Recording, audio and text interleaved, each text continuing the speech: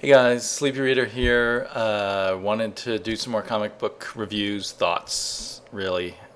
I don't know what to call them. I keep saying reviews, so I guess I should call them reviews, although I don't want to be a reviewer as such, just sharing my thoughts. Uh, the comic books, I guess I already reviewed the comic books I was most excited by, for the most part, from my pickups this past week. But so this is more odds and ends. Everything's interesting or good, but just not as exciting as Batman and Punk Rock Jesus and whatever else I covered before. There was Fantastic Four, 609, 609. Had this really great art by Ryan Stegman.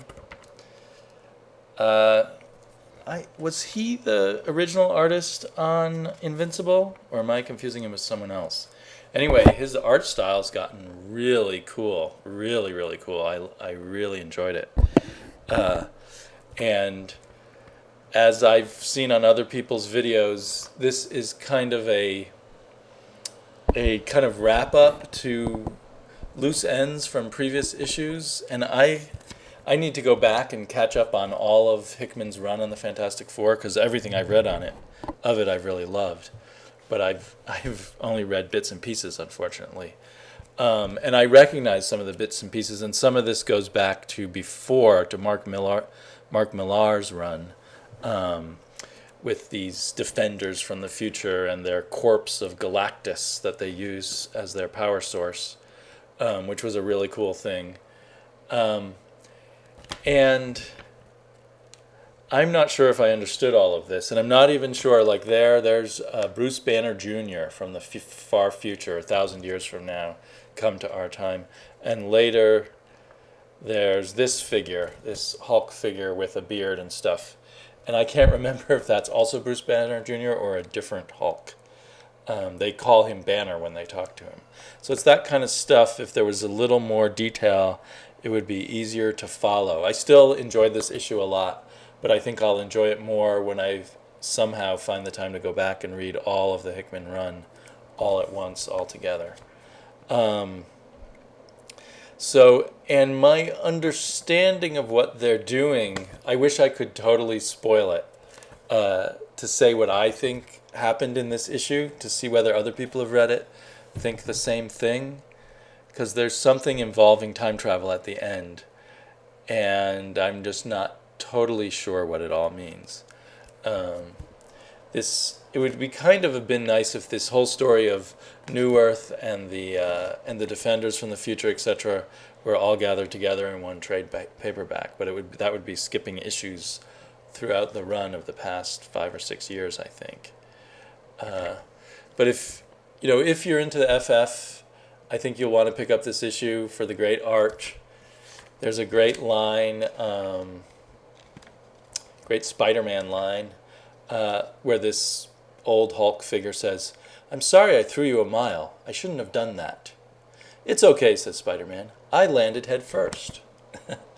So I don't know. I just like the little touches in this. It's fun to read. There's some, as Hickman always does, he's throwing off cool ideas left and right.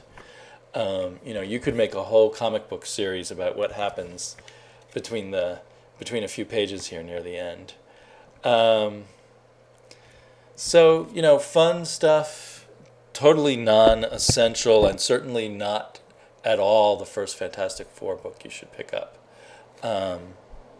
But I enjoyed it a lot. Great art. I understand Ryan Stegman did the first 6 issues of Silver Spider, so I'll be getting Silver Spider, the first issues, in trade, I think, unless I find some cheap copies somewhere. But I'm looking forward to seeing Ryan Stegman's art on that. So, mentioning Scarlet Spider, I might as well jump to that. This is the second issue of Scarlet Spider I read. I think I jumped on at a good point where a new art team had started, and I'm still really liking the art. It's probably quite different than what Ryan Stegman did, judging from the Fantastic Four. This is very straight ahead, old-fashioned comic book art, just done really well. I thought the plot was still really good.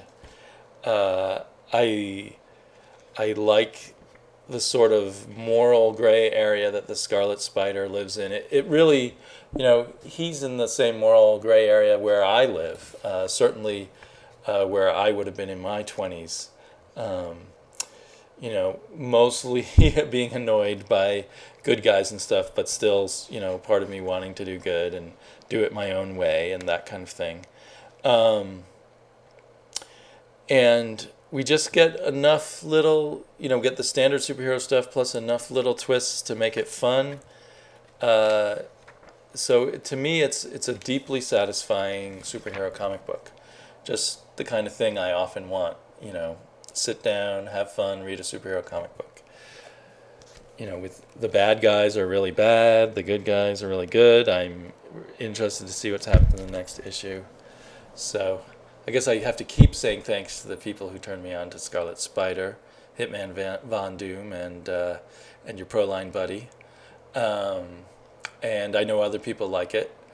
If you're interested in the straightforward superheroes, I'd say try picking this up. Maybe not with this issue. If you can go back and grab issue 7, that would be a good starting point. Then I picked up Thor.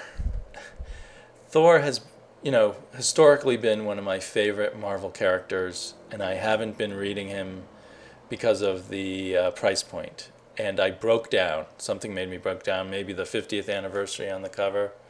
50 Years of Thunder. Maybe the not Alan, what's his name? Is it Alan Davis? Yeah, the Alan Davis art was very cool. I like his art. It's a little on the slick side, and so I enjoyed his art in this issue a lot. But to me, the ideal Thor artist is a bit rougher, like Jack Kirby, of course, and John Buscema and Walt Simonson. They all, a little rougher hewn feel somehow for Thor works really well for me.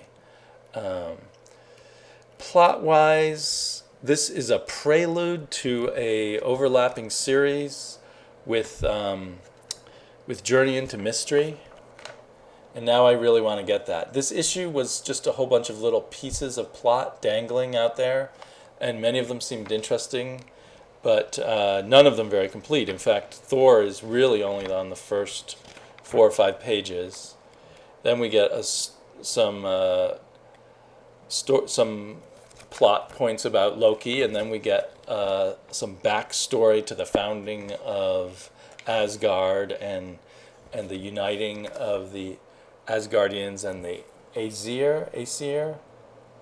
And there was some stuff there I didn't fully, the Aesir made a pact with Sutor, but what that pact was and what that did for them, it felt like there's this big battle, but it kind of skipped. There's a big battle, and then Odin's getting married to Freya, who is one of the Aesir. So it's all interesting stuff. I'm sure it's a twisting of Norse mythology, but it has that nice feeling. And then we have kind of we come back to Thor a little bit for the end. We go to Valhalla with someone named Bill, who I don't know who that is. So definitely, even though it's the prelude of a series, it definitely feels like you're coming in the middle of something else. So it was fun. I liked it, but it was neither here nor there. And I kind of regretted paying the greater amount of money because I felt like it was a good issue, but not like something special that I want to pay a lot of money for. So I'm struggling with how to handle the Marvel titles. I think I'll try and subscribe to Thor, even though my subscriptions are, I've tried a few comics as mail subscriptions from Marvel Comics directly, and they've been very slow in getting here. I've got 3 issues of Iron Man and still haven't got my Captain America. Although they say I'll be getting Captain America 15 very soon. But that's my way of rationalizing buying these more expensive comics. Because subscribing, they're $2, $2.25, depending on what subscription deal you get. And finally, Demon Knights, number 12. I've been reading this from the beginning. I don't think I've been reviewing it too often. It's kind of hard to review, and I'm never quite sure what to think. I've only read two Cornell books, two Paul Cornell written books. This has been written, all 12 issues by Cornell. And the first, like, 8 or 9 issues of Stormwatch were written by Paul Cornell. And I find in both of them, they're full of marvelous ideas. They're almost a dance of fun ideas and fun characters, but endless feeling of endless loose threads. And I don't know if he'll ever pull them all together or not. He certainly never will in Stormwatch since he stopped writing it. But I really enjoyed this issue, as I have enjoyed all of them. We're now in some strange mystical version of Camelot, fighting with Morgan Le Fay, and several of the characters are going to or have already betrayed the group. And it's fun if you like kind of swords and magic and the medieval ages and the Arthurian legends. It's fun, weird stuff. He does weird twists with it. Only as one example, we've got this kingdom that I think he made up that's ruled by two lesbian queens who are openly lesbian queens. And I don't think there was anything like that in the medieval ages. And he just puts lots of modern stuff in it, in the mix. It's very free for all. So if that's appealing to you, I think the first Demon Knights trade is out, or perhaps you can probably scrounge up back issues cheaply if you look in the right places. It's a fun, almost silly but not quite silly read. I look forward to it every month. And then even more odds and ends, someone wrote a comment asking me if I read Animal Man. And I read Animal Man up to issue 11 in sort of bits and pieces. And I don't think I've ever talked about it in my videos, except for a reference somewhere where I said I was rotted out. So I think starting with about issue 9, I've kept saying I will drop Animal Man because the whole rot plot, what a rhyme, just stretches and stretches. I think maybe it's being a bit hurt by the fact that he had to dovetail with Swamp Thing at some future date.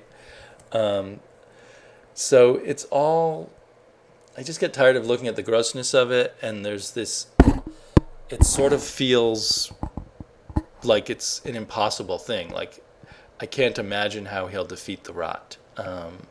Or, with his resources, how he can get anything done in this struggle.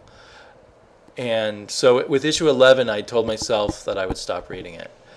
I really liked it in the beginning. I loved it in the beginning, probably the first 4 or 5 issues, and then it just slowly wore away at me.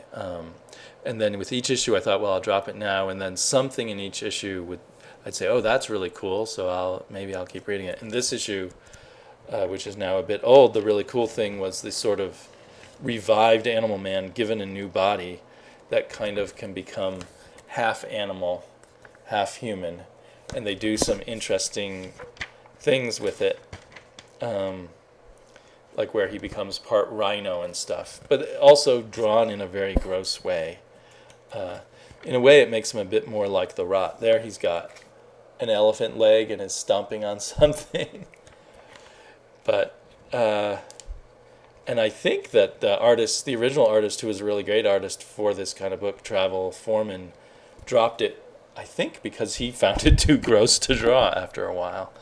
I thought I saw a note by him somewhere online saying that with issues going on in his life, it was too gross. The whole thing maybe fits in with a fear of cancer and stuff, the rot and the grotesque morphing of things. And cancer is a fearful, horrible thing that many people have to face. But anyway, then I've heard people's reviews of Animal Man and Swamp Thing fitting together, and then I decided I do want it. But when I went to my comic book store, they'd sold out on Animal Man. They probably didn't order enough Animal Man because it doesn't normally sell as well as Swamp Thing, and so probably the crossover is boosting its sales. So if I can grab a hold of Animal Man 12 and Swamp Thing 12, I'll pick those up. I haven't been reading Swamp Thing. Way back when the New 52 rebooted, I read Swamp Thing #1, and I just didn't love it. And I loved Alan Moore's Swamp Thing so much that ever since Alan Moore's Swamp Thing, I haven't quite been able to enjoy Swamp Thing. So that's, now I hear how great it is and everything. I hope to catch up and read all the Swamp Thing issues eventually. But I thought if I can find them, I'll pick up on Animal Man and Swamp Thing now for their crossover and see how that goes. But I think I'll be more interested in Animal Man when the crossover's over and maybe the rot thing is in the past and we move on to some other plots. I think Animal Man could be Jeff Lemire's, one of his great works, judging by the first 4 or 5 issues. But the stretching is a problem, and I'm guessing it's because of all the editorial maneuverings to have crossovers with issues and such. I'm also reading Stormwatch, but I haven't read Stormwatch 12 yet. I read Stormwatch 11, which had kind of a cool plot to it, but changed my idea of Stormwatch yet again. Stormwatch seems to just keep morphing in what it's about, and there's all this leftover stuff from Paul Cornell that hasn't been resolved yet. So I'm always thinking about dropping it. We'll see after I read this issue whether I drop it. One of the sad things is that one of my favorite artists, Sepulveda, moved off of it, and I'm less excited by the current artists and just all these dangling threads. I'd really like to know how Stormwatch is run. There's this, what is it called, Shadow Council that apparently kills the leaders of Stormwatch and claims they then absorb those leaders into the Shadow Council when their time of leadership is over, and that's a pretty awful thing. And I would think the characters in Stormwatch would be asking more questions about whether they really want to be in Stormwatch and what they're really fighting for and what it's all about. And that would be a really cool plot mystery thing to explore at some point. But I get kind of impatient with all these loose threads that aren't being explored. And sometimes, because of the changing creative teams, they've just gone off on lots of tangents. Anyway, so Stormwatch is kind of cool, but hard to stick with at the same time. Thanks for sticking with me to the end of this review. As usual, I went longer than I'd hoped. I hope to get up a vlog in a while. I have lots of thoughts that I haven't had time to express. But now, time for me to get back to my domestic fun. And I'll talk to you all of you guys later. Bye-bye.